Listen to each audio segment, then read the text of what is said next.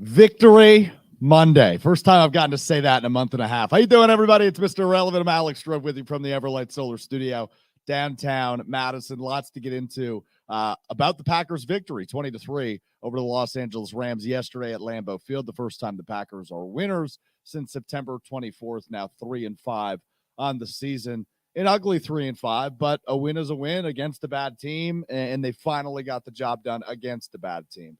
We've talked plenty about how this portion of the schedule worked in the Packers' favor. They lose to the Raiders, who have now fired their head coach and general manager. They lose to Mr. Unlimited and the Denver Broncos, who are not very good, but able to get it done yesterday against the Los Angeles Rams and backup quarterback Brett Rippon. I will lead with this before we get into Strouf's notes. And if you're watching on the video side, we have moved operations today. So we're bringing back the old-fashioned whiteboard, which we haven't used in a while. So excited to break out the whiteboard momentarily. But on the Green Bay Game Day pregame show from the Punter Tree on Green Bay yesterday, I continually said that this is going to be the Brett Rippon game. I thought he was going to tear it up. I put in a prize picks for him to have over 198.5 passing yards. The two quarterbacks did not even combine for like 120 yards in the first half of yesterday's game. So nonetheless, not the Brett Rippon game. Koopa and Puka, pretty quiet days for them. So Packers defense looked good, only allowing 3 points. All right, let's grab the whiteboard. Let's dive into Strouf's notes. First off, of course, is winning is fun. Don't get to do that a lot recently. When you look at the two football teams in the state of Wisconsin, obviously the Wisconsin Badgers losing on Saturday to Indiana, and yesterday the Packers able to get it done over the Rams. Now, it wasn't the prettiest of games, rather ugly to be honest with you, which we'll talk about in a second. But overall, a win is a win. Survive in advance. You like winning. And I do struggle with the usage of Aaron Jones. It's not a secret that Packers fans have been completely upset with Matt LaFleur and the coaching staff and their lack of involvement when it comes to the star running back Aaron Jones. Now, I know he's been injured this year, but I was just curious before we press record and go live here at the Everlight Solar Studio. I was curious, when Aaron Jones has touched the ball 20 times, strictly carries, when he's had 20 carries, which he did yesterday, what the Packers record is. And since 2019, he had three of those games in 2019, one in 2020, none in 21, two last year, and yesterday. The Packers are 6-1 when Aaron Jones has 20 carries or more, had just 20 yesterday. It was the first time that Aaron Jones has had 20 carries in a game and not gone over 100 rushing yards. But a win's a win. He gets into the end zone. And that Aaron Jones touchdown, by the way, comes in the first half. The first Packers touchdown in the first half since week 2 against Atlanta. It's week 9. It's a long time. September 17th, the last time prior to yesterday, the Packers scored a touchdown in the first half. It was good to have Aaron Jones back and fully healthy. And clearly Matt LaFleur wanted to get him involved and get him involved throughout. And they did. And it worked to their advantage. And ultimately, the Packers scored 20 points, and that's enough. Jordan Love was good, I think. Statistically, he was very good, right? Only 6 incomplete passes, not putting the ball in danger, no interceptions for him yesterday. He needs to be what he was, right? And that is essentially a game manager. And I know that's not a sexy, exciting title, but it's what he has to be. And he was that, and a very good job of that yesterday against the Rams. Jordan Love was fine. Nothing special, nothing sexy, nothing savvy. But it was fine, and it worked to the Packers, again, their advantage. I don't love that only 20 points were scored against a pretty bad Rams team, but Jordan Love was good enough. He's a game manager. He is a guy that needs to run Matt LaFleur's offense, as we've always said. Matt LaFleur, offensive genius, just needs to do this, just needs to do that. It worked out yesterday, as Jordan Love was, I believe, 20 of 26 on the day and a touchdown pass. So not bad, not awful. Luke Musgrave gets his first touchdown. That play was awesome, though. As they showed the replay, Jordan Love did a complete 360 on the play. He spun in a circle before finding Luke Musgrave. And I don't know if it was drawn up that way or if that was a little bit of ad-libbing, but by Jordan Love, I'd assume it was drawn up that way. But to do a complete circle, like, that's a ballsy move in a football game when you're a quarterback who's been sacked a lot in 2023, completely doing a 360 and then eventually getting rid of the football to Luke Musgrave. There were a couple plays where Jordan Love had plenty of time and wasn't able to get rid of it. There was specifically one, I think, in quarter 3 or quarter 2, where he probably had 6 seconds, and that's not an exaggeration. He couldn't get rid of the football, and ultimately he was sacked. So you'd like to see some of those things cleaned up. But overall, I think I'm back on the Love train. I'm not going to sit here and tell you he's a Hall of Famer or the front runner for the MVP award like I did after the Week 1 win over Chicago. But I will sit here and say he's shown improvement. At least he did yesterday. And that's all you can ask for out of Jordan Love. But then I got to thinking, what is the worst case scenario for this Packers team in 2023? And I think it's what we saw yesterday. They win 6-7 games. They're drafting in the middle of the pack in the first round. And Jordan Love is just a solid game manager. You definitely can't move off of him in 2024. He's still your guy. Are you drafting a quarterback in the first round? Probably not. I think they will draft a quarterback at some point in the 2024 NFL draft, but it is nice to get a win so we can pause the brakes, pump the brakes a little bit on draft talk, which I spent way too much freaking time on last week, analyzing draft boards and looking at mock drafts and knowing had the draft started last week, the Packers would have pick number 6 with a win. I think we could pump the brakes on that a little bit. I am not ready to start looking at mock drafts 6 months away from it, but the Packers win, and they go to Pittsburgh next week. Tough place to play, so we will see how that one goes. Note 3 for you is bad football fun? Like, hear me out for a moment. That game was pretty gross for a majority of it. Like, that first half was nasty. Not really fun to watch, but was it fun to watch? I think bad football, especially when you put 2 bad teams together, can be fun to watch. Let me give you another example from the NFL yesterday. The Houston Texans and the Tampa Bay Buccaneers played one another in a shootout, both teams scoring almost 40 points in that one. I said last week that's a game I've actually had circled because I knew it would be competitive and probably close and a little bit gross. CJ Stroud was terrific. He's not bad, but the Texans might be, as he throws for 470 yards and 5 touchdowns. But the other part of that game was Badger legend Dario Gambawale is kicking. Kaimi Fairbairn, the Texans kicker, was hurt. And Dario Gambawale hits a go-ahead field goal. Ultimately, CJ Stroud led another touchdown drive after that. But with 8 minutes to go, Dario Gambawale is kicking game winners. I mean, it's unbelievable. So bad football can be fun. I'm not convinced yesterday's game between the Packers and Rams was super fun, but a win's a win and winning is fun. So I will say for now, bad football is fun. I am intrigued to see what Sunday brings as the Packers, like I said, head to Pittsburgh to take on the Steelers. I think the Steelers are a fine team. I'm not going to sit here and act like they are the Steelers of the early 2010s, led by the great head coach Mike Tomlin. Kenny Pickett's not very good at football. But we will see. I think it's a decently fun game between the Steelers and the Packers. So bad football can be fun. Will it be fun this upcoming Sunday between those two teams? I don't know. I'll tell you what's not fun, and that is bad football.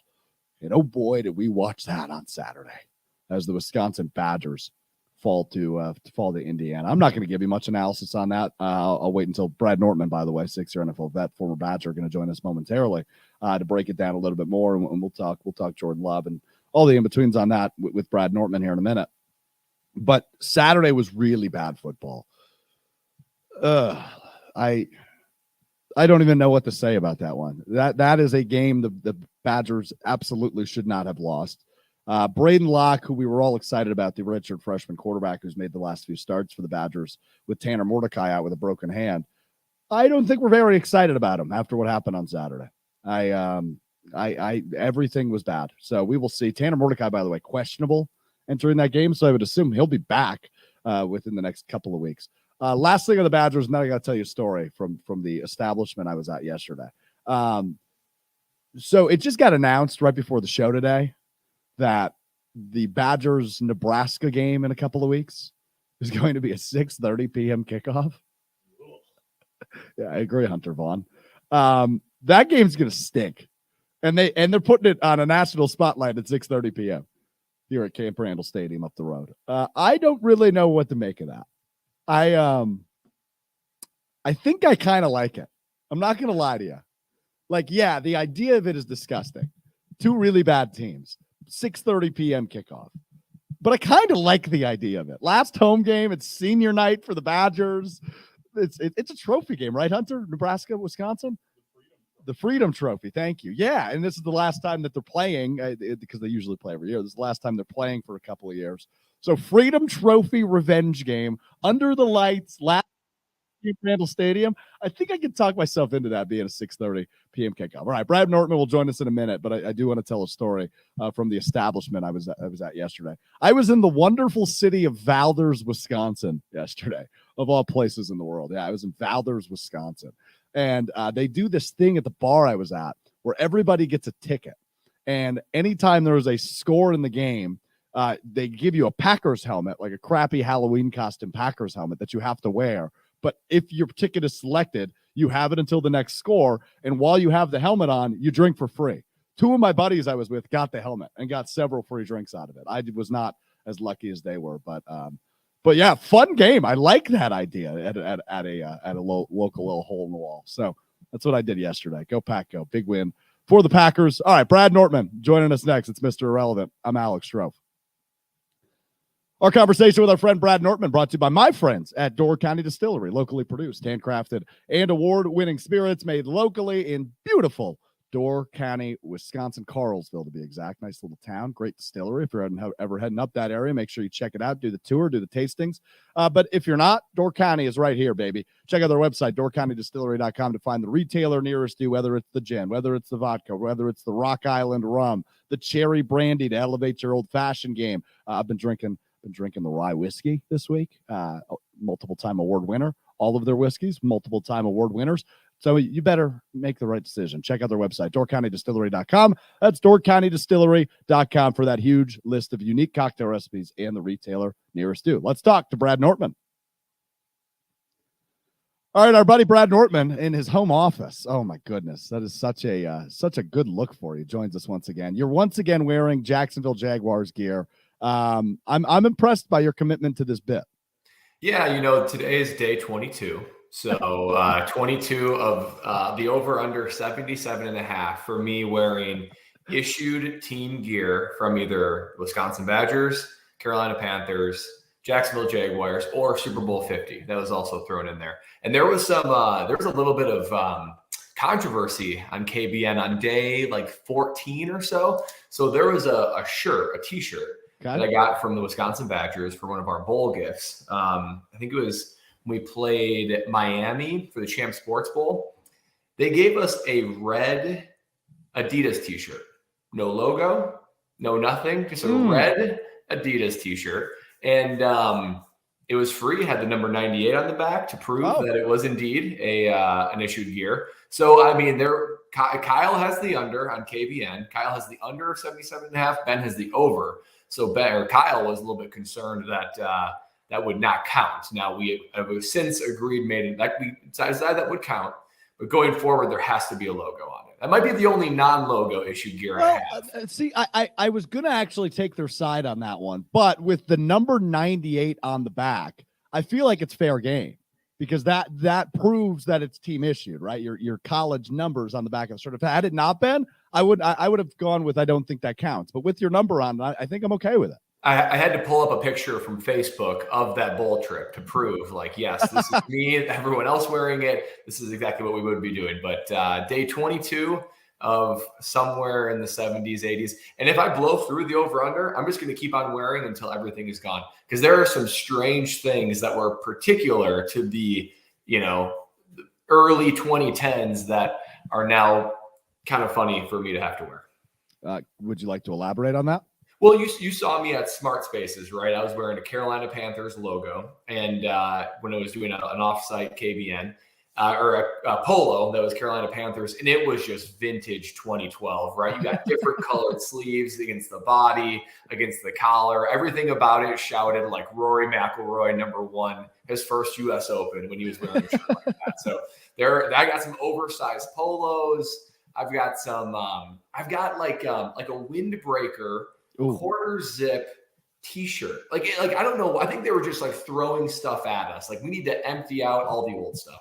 Yeah, I like that. Well, me and Colin Russo, this is kind of unrelated, but we were talking when he was on the pod last week of one of the random, I don't own a lot of sports jerseys, but one of the random jerseys I own is when the NBA for a brief period of time did sleeved like t-shirt jerseys.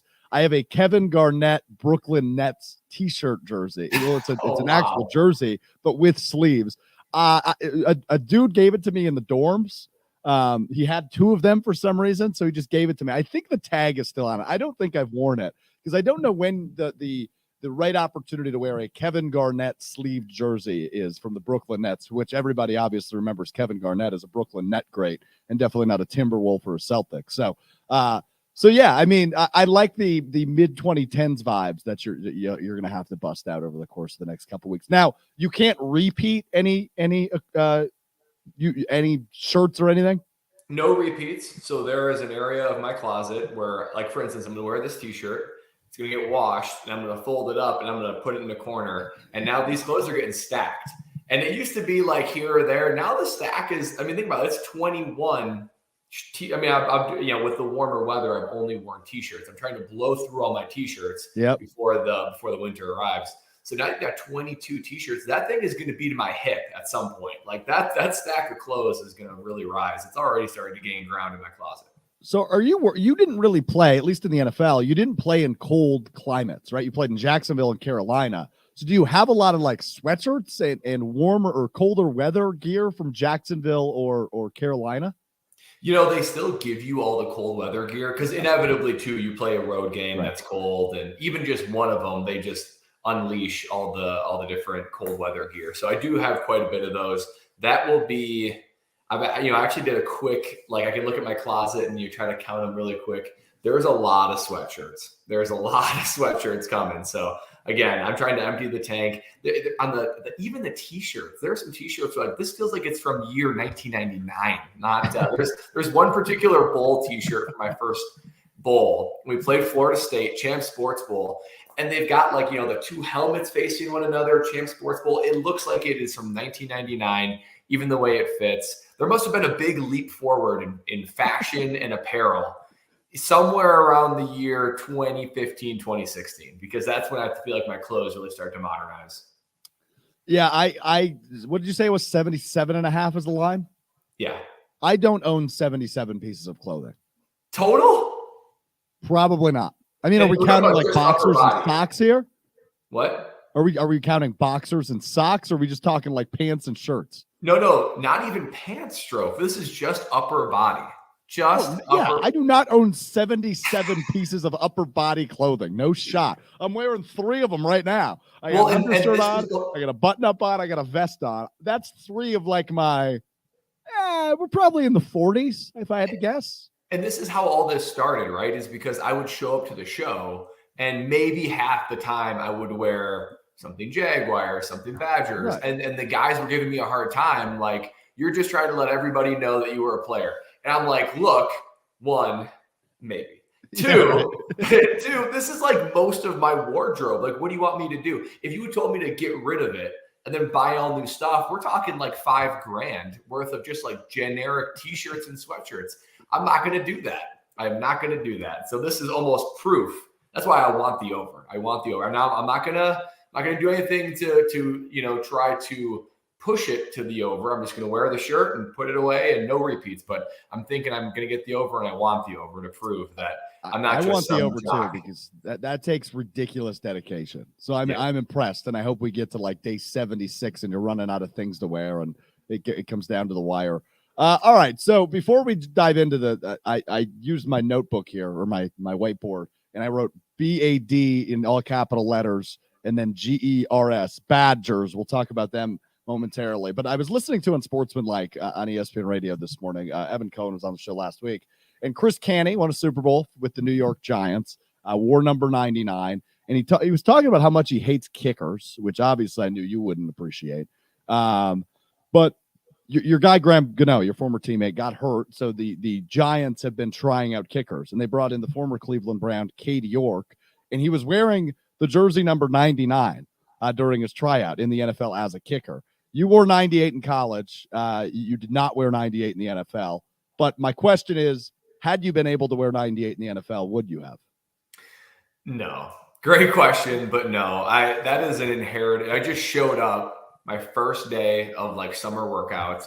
They're basically, okay, here's your locker, and you show up to your locker, and it was Brad Nortman, number 98. And it's like, I guess I'm number 98. So of all the 90s numbers, I actually like 98 because I like the number 8. So I was like, yeah, that's pretty good. You're not like the last person in the roster, but you're right around there. So, but that is a classic Wisconsin punter number. When I had the seniority to change it if I wanted to something in the teens or single digits or whatever, first of all, hard to get because those are really sought after numbers and you have a lot of people on your roster.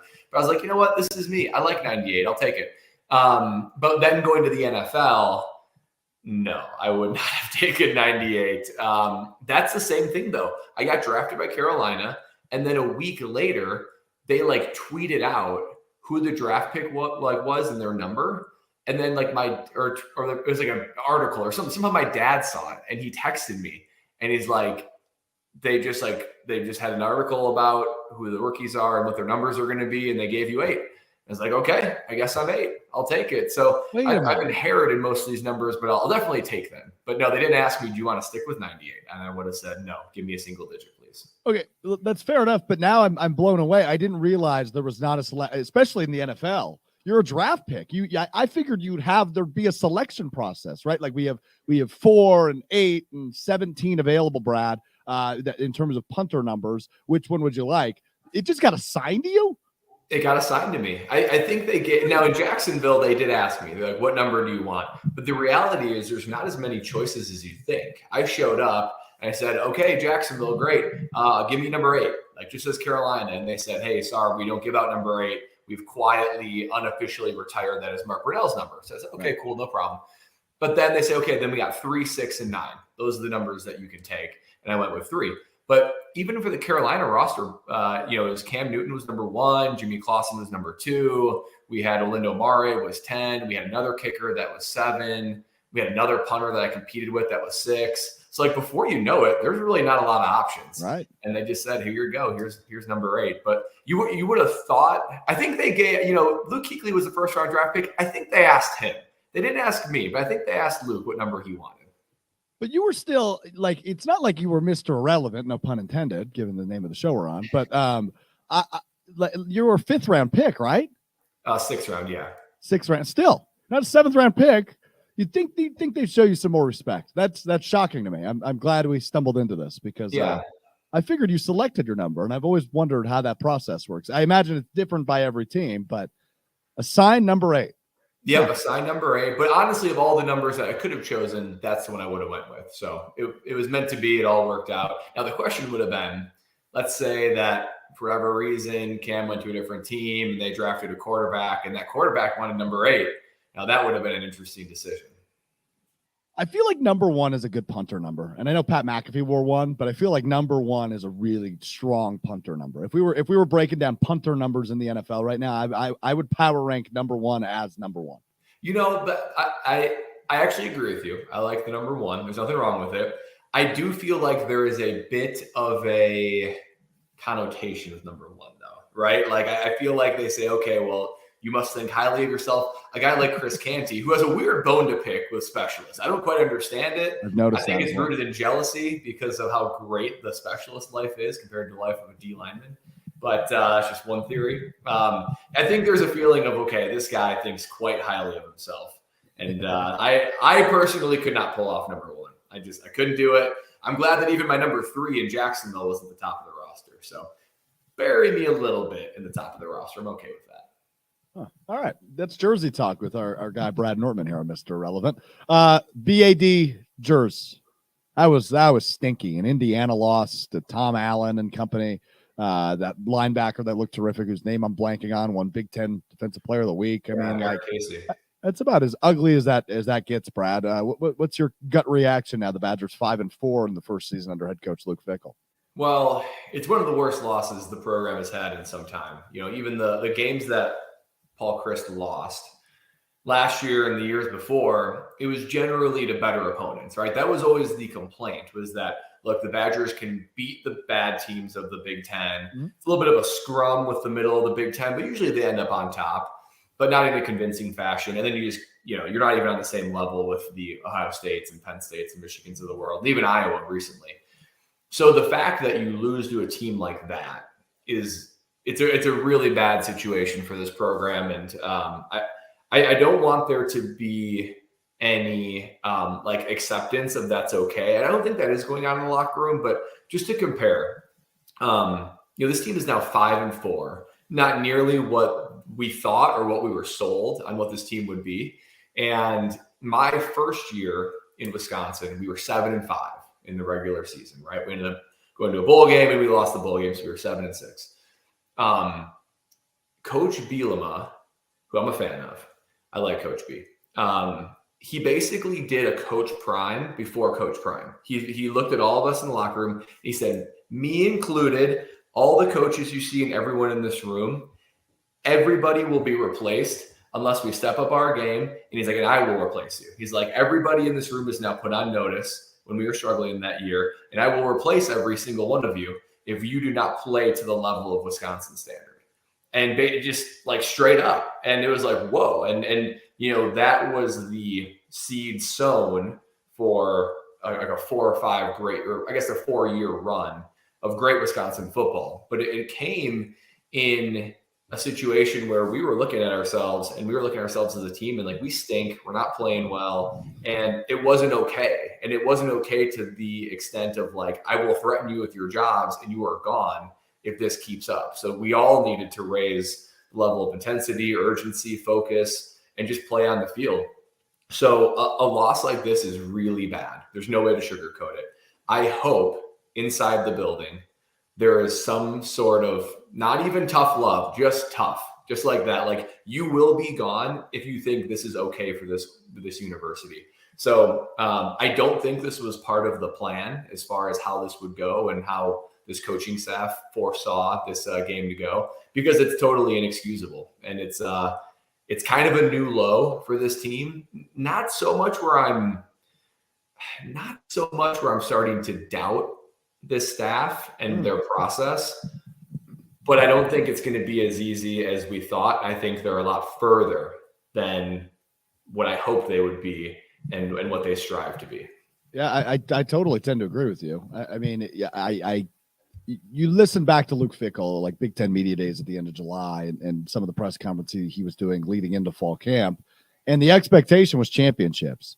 And the expectation was he was going to come in and turn a 6-6 regular season team a year ago into a team that is competing for a Big Ten championship, that is consistently ranked in the top 25. And I think the wake-up call, you and I talked about this on Saturday after the game a little bit, obviously off the air, but the wake-up call probably wasn't Buffalo, although you would have liked to see more dominance against a team like Buffalo. The wake-up call was obviously that second week at Washington State where they lose and they're 1-1 all of a sudden. And then the Iowa game and now the Indiana game where you're kind of like, oh, boy, that's a game you shouldn't lose. And I understand, the excitement of the comeback win against Illinois a couple of weeks ago, the excitement of Ohio State in town under the lights last week. I don't really believe in trap games, especially in a Power 5 conference. But that was a game that, to your point, you should not have lost. But it gives you a wake-up call of, hey, this might be more of a several-year process than a 1-year turnaround from being a 6-win team last year. And here's why it's a problem. Why is it that the same 10 schools that are always competing for the top 4 spots in the current college football playoff situation are also the same schools that are getting all the best recruits and all the best coaches? It's because success begets more success in college football, right? The more often you are in the top 15, the better recruits you're going to get. And then the better recruits you're going to get, the more competitive and more successful you're going to be. I did feel like this was an important year for Coach Fickell and the staff because it was wide open as far as ability to be able to have success, win the Big Ten West, be ranked, be relevant. And it's only going to get harder from here on out with the new Big Ten and all the teams they're playing. Look at that future schedule. It's going to be hard to win 10 games. You have to be really, really good. And we're proving that there's no team in the Big Ten that you can just overlook and just be like, oh, it's an automatic win. Last Saturday proved that. So to me, I've always been using this analogy of like a bonfire, where like, look, when you're making a bonfire, you've got kindling and you've got all these things that can kind of start the spark that catches hold of the spark. But you know what keeps the fire going? Those are some big dry logs. And those big dry logs, those are big wins, Strouf. Big wins keeps the fire going. The kindling, that's hype. That's great. You need hype. Wow. You need hype to get the spark going, but you need some big old logs to keep the fire going. And we are not throwing logs on that fire. And what's happening? The hype, we're losing the hype. The kindling is burned out, and we're losing that hype. Yeah, somebody's got to grab some old newspaper and get that thing back going a little bit. That's why we love you, Brad. What an analogy that was. The bonfire. I didn't see that one coming. Yeah, so you're right about that. We'll see. With 3 games left, could this still be an 8-4 team? Maybe. But you bring up, like, looking ahead to next year. They just released the schedule last week. You've got teams on the schedule next year, including Oregon, USC, Alabama's coming to town. Of course, Minnesota is never a gimme game at the end of the year. Like, 8 wins is going to be hard next year. And this is a season in which the last season, of course, of the Big Ten West, which is a shitty conference, right? Like, they are not, none of these teams are good. We were talking on Saturday, like, Minnesota might find a way to win this thing, which is nuts to me because they're no good. So when you view it like that, like, oh boy, this might be a several year turnaround rather than even year 1 or year 2. When you look ahead at that schedule for next year and know there's 4, if not 5 games that are almost like you look at them right now and the way we've seen this team play, and you're certain it's going to be a loss. Yeah, you are. And, they're on Wisconsin football college game day post game. I mean, there are already some people tweeting in, the range of responses was right? Like, was excuses for injuries, but also like fire Fickle and fire Longo. Okay. And we shouldn't go there yet. Fickle is known for recruiting and development, right? So he hasn't had an opportunity really to do either one. So I don't think it's time for panic. For this season, it's kind of panic. And like we clearly we are further, the Badgers are farther than we think. But you need to give him 3 or 4 years at least to get his recruits in there, to get his transfer guys fully in there, to allow him to develop the players through. And then let's see where we're at. But there's no doubt that the honeymoon phase is long over. And this is a lot of adversity. And this is what we've been saying from the start is, what identity is this team? Who are they? I still can't answer that question. I wish I could at this point. That's the first thing you need to figure out. Through 9 weeks, that's concerning because you and I have talked, and I know it's a cliche phrase, but identity is real, especially in team sports. And typically you should know your identity. What, Brad? You've been in locker rooms a lot more than I have. 5-6 weeks into the season?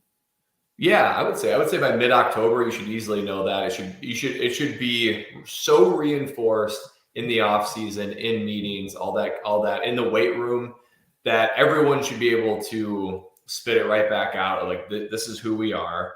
And then that should be able to translate to the field. And quite honestly, there was plenty of kind of easy opportunities to put that on display, right? It was, for sure, Washington State was a quality non-conference opponent, but between the Big Ten and the non-conference opponents outside of Washington State, there were plenty of softballs to go ahead and drive whatever that is home. If it's speed, it's speed. If it's strength, it's strength. If it's just being a bully, it's being a bully. Whatever it is, whatever you want to show and put on film, there's been plenty of opportunities to do that in a pretty, easy fashion, and they just haven't been able to do that. So it's kind of concerning, the slow starts. There's just a lot of themes that you knew were going to catch up with you, and it caught up with them on Saturday. Yeah, it's weird. And I've been complaining for the last 3-4 weeks about how bad my football teams are because I'm not used to both the Badgers and the Packers being bad. But to your point on the Badgers, when you look at, a question we've been asking about the Packers the last couple of weeks is, what does this team consistently do well? When it comes to the Badgers or the Packers, I do not have a good answer. That's a great question. And that goes kind of back to identity, right? Like if there's not something that you can hang your hat on, no matter what, and Badgers and Packer teams in the past could answer that, right? They could be going through hard seasons, but for staying on topic purposes for the Badgers, like, they're going to play stout defense, and they're going to run the ball. At a minimum, they're going to establish the run. I'm not even sure there's anything I can point to on what they do well. Nothing on defense, quite honestly. Nothing on defense. I think, that's who they are. That's what they do well. On offense, man, that's a hard question. That says it all, though, doesn't it? That says it all. But that's to your point on identity, right? If your identity is built by what you consistently do well, and if you and I sat here and we broke down the last 10 years of Wisconsin football and summed it up into one sentence, it's hard hitting defense, good running game, good O lineman. And I don't know that you've seen any of those three things. And obviously injuries don't help that, but that is an excuse in my opinion. So I wouldn't say any of those three things have come together consistently in 2023 under Luke Fickell. Well, I don't think there's been, even on offensive line, I don't think there's been any injuries. I think it's been the same guys all year, all the same. Yeah. And they are not the Wisconsin Badger offensive line that have been of years past, right? I mean, it's a different scheme. They're more one-on-one. I don't know. I mean, they're having trouble moving the line of scrimmage. So there are just certain, I think that's what makes it even more hard to swallow, right? Is that these things that you're so used to seeing, you're not seeing anymore. And it happened really quickly. So again, that'll be on Coach Fickell to re-implement and re-emphasize and develop guys that can do it. No doubt about it. All right, last couple of things for you, Bradley. Winning is fun no matter how you get it done. The Green Bay Packers able to do that yesterday against the Los Angeles Rams. I have this theory that I want to run past you, and that is that I think bad football can be fun. Now, the game I watched yesterday between the Rams and the Packers was pretty yucky, but winning is fun. Therefore, bad football can be fun, especially if the team you're cheering for is winning. Does that make sense? Yeah, I think winning in any fashion is fun for the team you're cheering, particularly because you can if you're winning, you can spin that however you want. So that was an ugly football game, right? And I know that the Rams had a backup quarterback, but they also have who might be the rookie of the year in Puka Nacua and a perennial All-Pro and healthy Cooper Kupp, and no slouch in Tyler Higbee and Darrell Henderson. Darrell, you got it. Darrell Henderson. So they have some dudes on there, so you could really spin it that, hey, ugly football, but darn it, that defense came to play, and Joe Barry had a good game plan, and Rashawn Gary, and rookies in the secondary. Like ugly, you kind of want ugly from the defensive side. If it's an ugly game, it means your defense did pretty well. So the offense is still figuring it out, but you can spin. An optimist would spin it well, and I know you, sir, can be an optimist, particularly when it comes to the sporting teams you love. I know I'm an optimist, so you and I could spin it as well as the best of them. I'll take an ugly win because you have to know how to win ugly to be good in this league. That actually is a very good point there, Brad. As much as I'm kind of tongue-in-cheeking it with saying bad and ugly football can be fun. Yeah, as long as you win, you're good. And 3-5, not the prettiest record in the world for the Green Bay Packers, but I also think and I know guys in a locker room never view it this way, but me as a fan on the outside, like this could kind of turn into the worst case scenario though, which is they're a 6 or 7 win team picking in the middle of the draft. They don't really have a real shot at any of the best quarterbacks at the top of the draft. They're probably not going to move on from Jordan Love if they have pick, 15 again, right? So this could be the worst case scenario, but it also could not be. Maybe they get a really good wide receiver in round 1, and that helps elevate Jordan Love because clearly the weapons around him, and I'm not making excuses for him, but the weapons around him are not, grade A level, right? They're not world-class guys. Like you look at the Rams, you rattled off 3 really solid weapons on the offensive side of the football, and Brett Rippon couldn't make it work yesterday. If Jordan Love was plugged into the Rams offense, I think we are singing a completely different tune about him. The only way that a mid-round, in the draft pick for the first round, if they get 6, 7, 8 wins somehow, that will probably be because the people that you've been wanting to take a leap have taken a leap. And you're starting to see that with a guy like Luke Musgrave, Carrington Valentine played well. If these young guys can actually start to take steps forward, you might take that before you would take everyone still stinking and having an opportunity to get a Marvin Harrison or a top quarterback. Those guys are generational guys. And even just saying those names, I'm like, well, hold on, wait a minute. Right. Maybe that would be nice. But if the Packers can win, they got 9 games left. If they can win 4 and go 4-5 or 5-4 down the stretch to be, that's like 7 or 8 wins. That's probably because, and if they can beat the next 4 games are going to be really tough, right? Between the Steelers, the Chargers, the Lions, and the Chiefs. So even they can win one of those games. It's likely because the guys you've been wanting and waiting to step up have stepped up. And maybe that provides even more optimism for the future to where it's like how Detroit ended last year. It's like all these guys that have been drafted, it's been hammered in their head to be like, we're tough, we're physical, we don't give a damn anymore. We're just going to run right through you. They kind of like midway through the season, they ran with that and they've continued on to this year. So if that's the case, it's because the team's playing better. Now, games like yesterday might be the antithesis of that, where there was some things that worked out, but there's still some ugly things that they have a long way to go.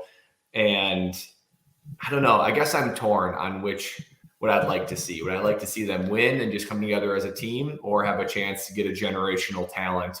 Because there are generational talent in this draft. I'm very impatient. I think you know this about me. So waiting and kind of just viewing this as a lost season would not be fun for me. But if you get a guy like, by the way, one of the worst nicknames ever, Maserati Marv, of course I'd be excited about it, but I just don't know how realistic that is. So we will see. But I'm sure you and I will talk more as we lead up to the draft slowly but surely on this, because I don't know what I want either. They're not winning a Super Bowl this year, so maybe I want them to tank. However, when I thought maybe they were indicating tanking or rebuilding by trading Rasul Douglas the other day or early last week, they come out and beat the snot out of the Rams. So I don't really know what I'm looking for anymore, Brad.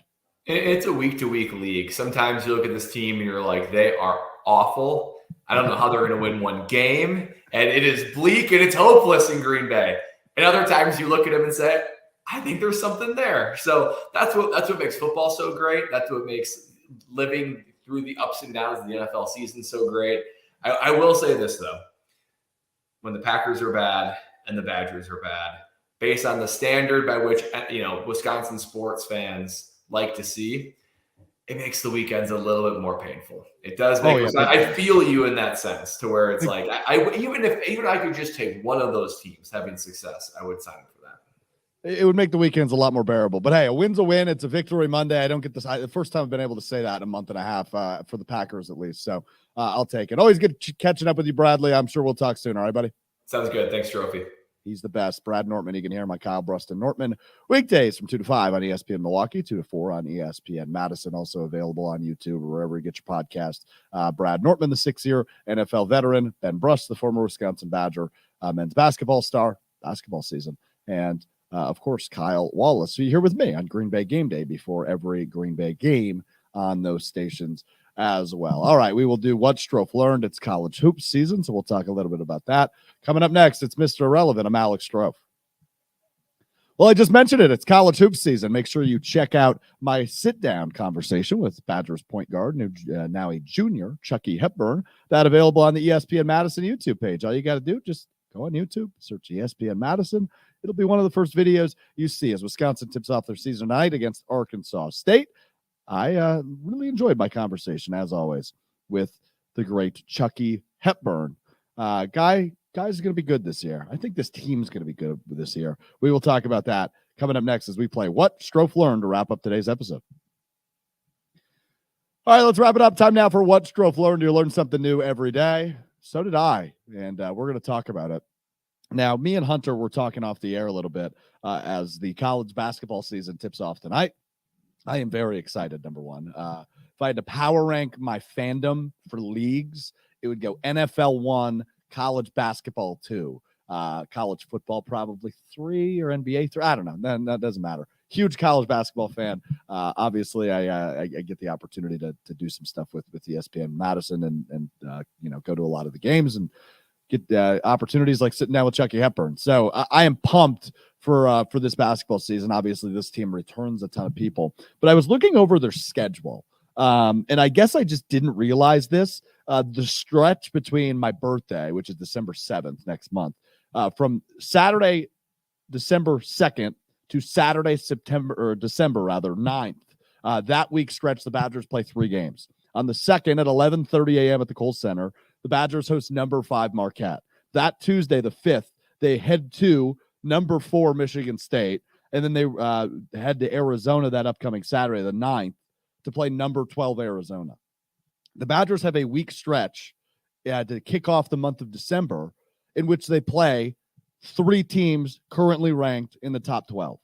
So that could very well be an 0-3 week where you walk away thinking, oh, actually, I like some things what I saw out of that team there. Or maybe, just maybe, they keep that streak going. They beat Marquette at the Kohl Center, and then they go to Michigan State, and they get a W over Tom Izzo in the regular season, which, by the way, that's a very early Big Ten game. December 5th at number 4 Michigan State. But anyway, we're less than a month away from that stretch. So as Wisconsin this week, of course, plays Arkansas State tonight, and then Friday they host Tennessee, who's also a team in the top 15 in the country. Like, this team is going to be battle tested come Big Ten play, where it really actually ramps up in the month of January. But I did not realize there was a week stretch to kick off the month of December that the Badgers play 3 teams ranked in the top 12. And the Badgers technically right now are ranked 26th in the country. They're the first team off the preseason AP poll. They're going to win on Friday. They'll definitely be in as they play, like I mentioned, Tennessee this upcoming Friday. So looking forward to that one. Looking forward to college hoops season. I don't know who's going to win it all this year. I mean, you never do. That's why the brackets are so fun when you fill them out in March. But it feels like there is 20, 23, 25 maybe legitimate picks that could win the national title. Like I've always appreciated, and as you should, the parity within college basketball. College basketball is nuts. We saw another 16 seed beat a 1 seed last year. We saw a 15 seed beat a 2 seed last year in the first round of the NCAA tournament. Parity in college basketball is greater than it is in any other sport, maybe other than the NFL, where any given Sunday is, of course, a phrase. But the parity within college basketball is bananas. And I think this year, again, like last year, there is more parity than I remember in the last decade. There are so many teams that could potentially stick out to you. Like UConn won the title last year. Nobody was picking them in the preseason to win the national championship last year, and UConn won it all. So yeah, I think we're in for a treat, and it all gets going tonight. Wisconsin tips off against Arkansas State. Marquette hosts Northern Illinois. What other teams in the state do we have? UW Green Bay is at Iowa State. UW Green Bay stinks under first-year head coach Sonny Wilkes, but I do like that hire at UW Green Bay, where I used to cover a lot of basketball. So college hoops is here, baby. And what I learned today is that the Badgers come that first week of December into the second week of December have what has to be, and I obviously haven't fact-checked this, but what has to be the toughest stretch in all of the country. You play 3 teams in 7 days, 8 days technically, that are ranked in the top 12 right now. They are going to be battle tested. This is going to be a fun team to keep an eye on, and it all gets going tonight. All right, that does it for us. A big thanks to Hunter Vaughn, as always, for running the show, making us sound and look good, and for Brad Nortman for hanging out for a couple of minutes, talking Badgers, talking numbers, talking Packers.